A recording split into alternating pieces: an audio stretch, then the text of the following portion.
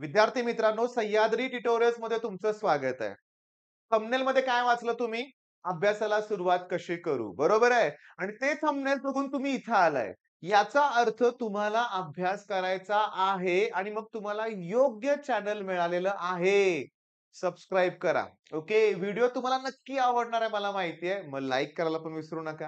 आणि सगळ्यात महत्त्वाचं हे व्हिडिओच्या शेवटी सांगायचं असतंय, पण मी अगोदरच सांगतोय. कारण सवय काय आहे मुलांना, शेवटपर्यंत व्हिडिओ कोण बघतंय? मला काय म्हणायचंय ऐका. मी तुम्हाला सांगतो.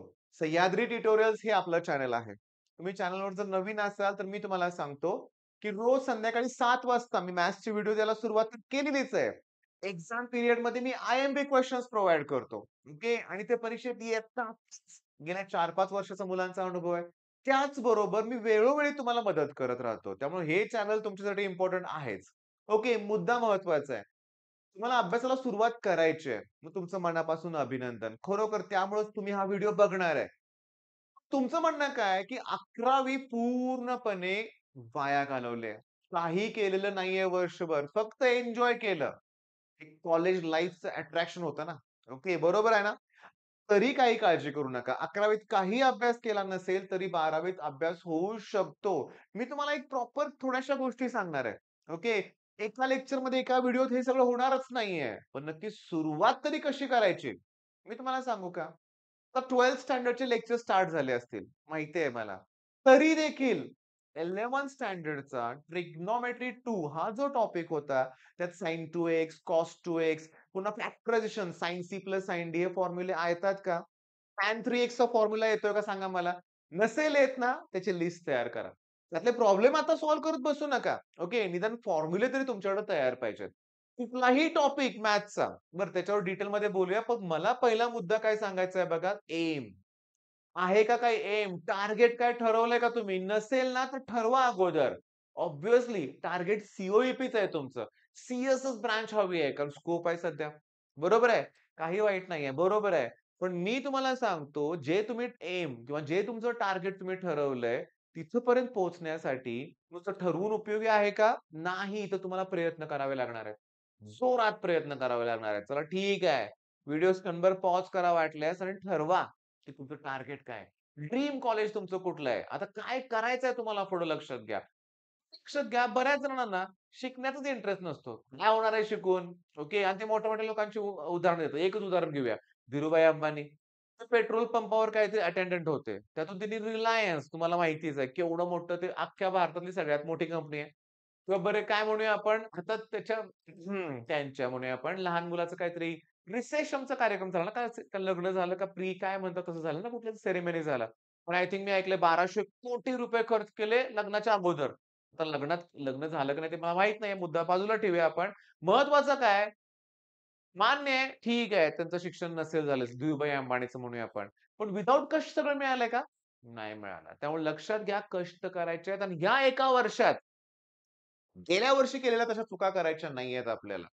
एम ठरवा, मोठं टार्गेट असलं पाहिजे आणि त्यासाठी कष्ट करायचे ह्याची जाणीव ठेवा आणि प्रयत्न करायचेत आपल्याला. ओके. Time table.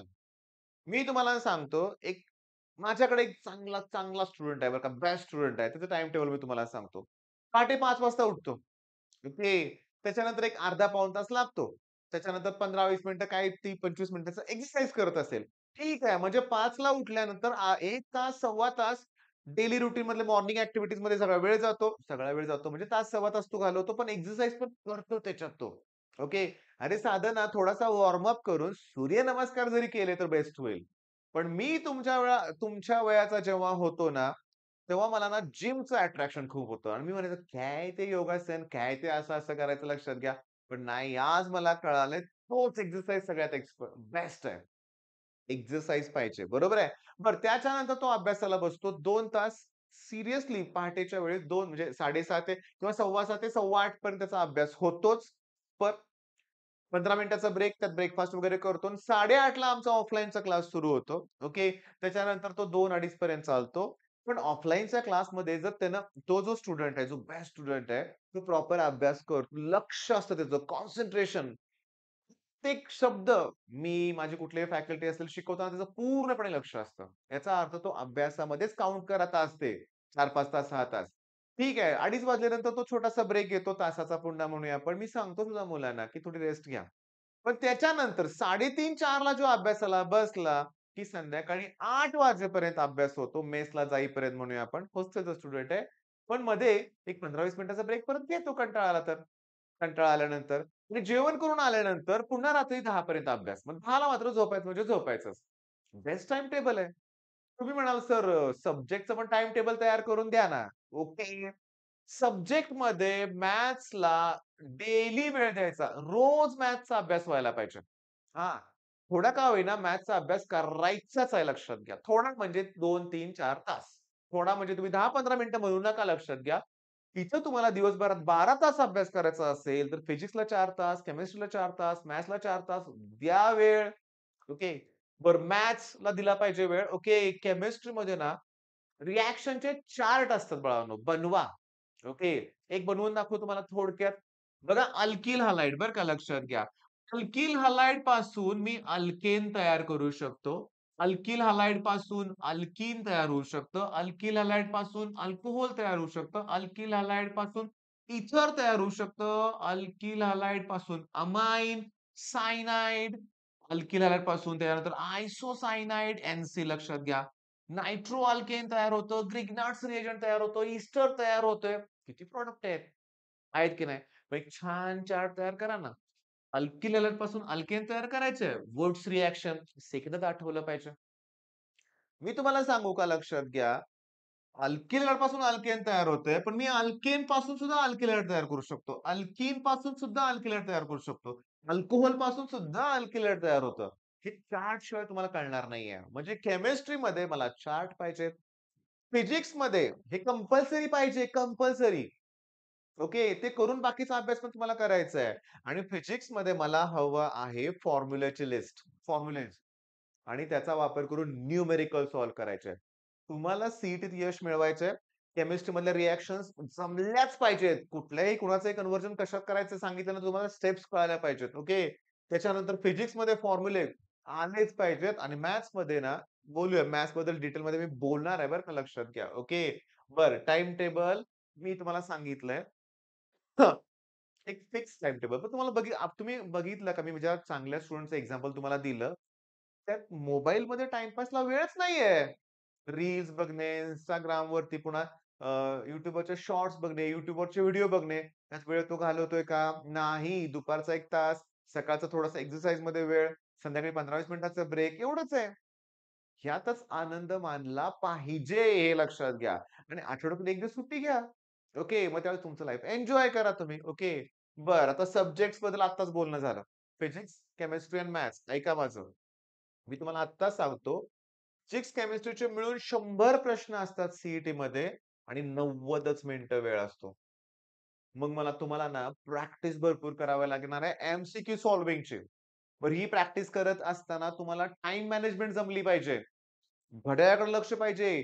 रीडिंग वाचता आला पाहिजे प्रश्न पटपट. वाचत असताना गिव्हन डाटा काय दिला हे पण एनालिसिस करता आलं पाहिजे. परत त्याचं लवकर ओळखता आलं पाहिजे, की फॉर्म्युले कुठले वापरावे लागतील. हे 10वी चे प्रॉब्लेम थोडेच असणार आहेत सी फिजिक्समध्ये, की फॉर्म्युला लिहिला, व्हॅल्यू पुट केलं आणि सॉल्व्ह केलं. नाही. फॉर्म्युले ट्विस्ट करावे लागतात. उदाहरणार्थ सेंट्रिपिटल फोर्सचा फॉर्म्युला आहे mv² सेंट्रिपिटल फोर्स.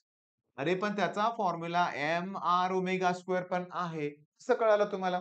कारण V equals to R omega ना. मग ती व्हॅल्यू पुट करा. आर ओमेगा स्क्वेअर येईल.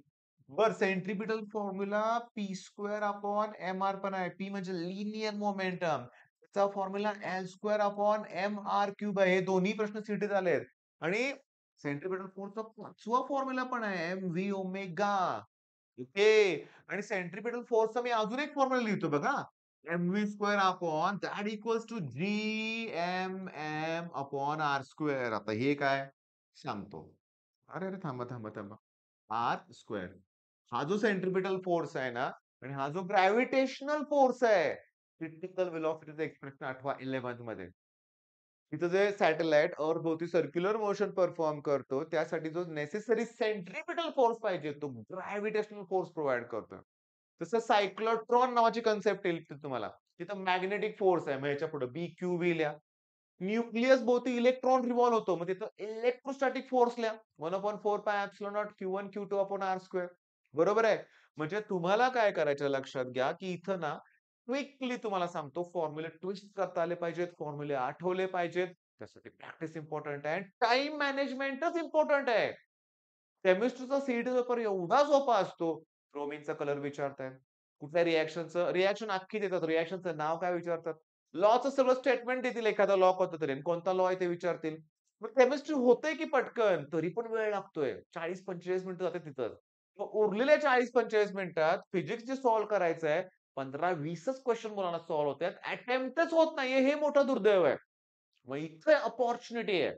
इथं तुम्हाला हार्ड वर्क करून तुमचं स्पीड इम्प्रूव्ह करायचंय लक्षात घ्या आणि मग यश मिळेल. ओके. बरं हा व्हिडिओ खूप महत्वाचा आहे समजतंय तुम्हाला. वर्षाच्या सुरुवातीला सांगतोय, की लास्ट मोमेंटला काय करायचंय आपल्याला. किती गरज आहे कोणत्या गोष्टीची. मग इथं काय महत्वाचं आहे, की हा व्हिडिओ जास्तीत जास्त मुलांबरोबर शेअर व्हायला पाहिजे. लाईक केलंय की नाही अजून? लाईक करा. बरं हे का सांगतोय मी लास्ट व्हिडिओत बोललोय. YouTubeला लाइक्स पाहिजेत, कमेंट्स पाहिजेत, ओके. जास्त व्ह्यू टाईम पाहिजे, म्हणजे हा व्हिडिओ मग पुढे प्रमोट केला जातोय आणि माझी इच्छा आहे जास्तीत जास्त मुलांपर्यंत हा व्हिडिओ पोहोचलाच पाहिजे. ओके. बरं आता मॅथ्स 50 प्रश्न आहेत. जेईई लेव्हलचे प्रश्न त्या मुद्द्यावर पण मी बोलणार आहे लक्षात घ्या. पण महत्वाचं 50 प्रश्नासाठी तुम्हाला परत 90 मिनिटं वेळ आहे. पण हे 90 मिनिटं वेगळे आहेत आणि हे 90 मिनिटं वेगळे आहेत हा प्रॉब्लेम आहे. कंबाईन 3 तास देत नाहीयेत ते. तर मॅथ्सचा वेळ वेगळा आहे. मॅथ्सला जास्त वेळ शिल्लक राहतो. सगळे क्वेशन सॉल्व्ह होत नाहीयेत मुलांना. निगेटिव्ह मार्किंग जरी नसलं, तर गेस करायचं लास्ट करणार आहे ना तुम्ही. सुरुवातीला जे येतायत ते प्रॉब्लेम सॉल्व्ह करणार आहेत. ते प्रॉब्लेम फक्त लेंदी आहेत हे लक्षात घ्या. ओके. जेईई लेव्हलचे क्वेशन्स मॅथ्समध्ये येतायत. पण ते मॅथ्समध्ये येणारे प्रश्न लेंदी आहेत. वेळ पुरतच नाहीये लक्षात घ्या. मग इथं अजून तुम्हाला काय करावं लागेल, इथं महत्त्वाचं सांगतो पी-वाय-क्यूज बास. 2021, 2022, 2023 आणि काही दिवसांनी तुम्हाला 2024 चे सुद्धा पी-वाय-क्यूज मिळतील. बास याच्या बाहेरचं काहीही परीक्षेत येणार नाही. मी आत्ता सांगून ठेवतो तुम्हाला. Physics, chemistry, maths, P-Y-Q. अरे मुलं लास्ट मोमेंटला पुस्तकाला हात लावतात एम-सी-क्यू. आपण सुरुवातीपासून केलं पाहिजे लक्षात घ्या. सुरुवातीपासूनच केलं पाहिजे. येतंय का ध्यानात? सुरुवातीपासून आणि महत्वाचं म्हणजे काय? पी-वाय-क्यूज केले, त्याची पुन्हा-पुन्हा प्रॅक्टिस केली. अरे, आहेत तसे प्रॉब्लेम मॅथ्समध्ये रिपीट झालेत. ओके. त्यामुळे ह्याची भीती बाळगू नका. भरपूर ॲक्युरसी लागते, स्पीड लागते आणि पुन्हा तेच प्रॅक्टिसशिवाय होणार नाहीये. हे सगळ्यात महत्वाचं. मी केलाय भरपूर अभ्यास. पेपर जाईल ना सोपा मला? असले प्रश्न मुलं मला विचारतात. दुसरी गोष्ट, "सर मला परीक्षेत आठवेल ना?" हा एक दुसरा प्रश्न. सो खूप भीती वाटते आणि भीती वाटली की तणाव येतो आणि मी ब्लँक होतो. हा एक मुद्दा मुलांचा असतो.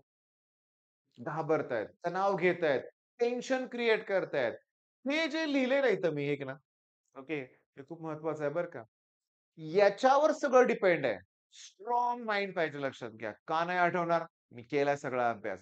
बरं जे क्वेशन येईल ते मी फेस करेन. येतात ते सॉल्व्ह करेन, नाही आला तर ओके गेस करेन. ऑप्शन एलिमिनेट करून प्रयत्न करेन. म्हणजे काय माहितीये का? 4 पैकी 2 ऑप्शन जरी एलिमिनेट केला, तर 2च उरले. तुमचं उत्तर बरोबर येण्याची प्रोबॅबिलिटी 50% होईल मग. अरे ते प्रोबॅबिलिटीचा खेळ असतोच लक्षात घ्या 10वी झालाय तुम्हाला.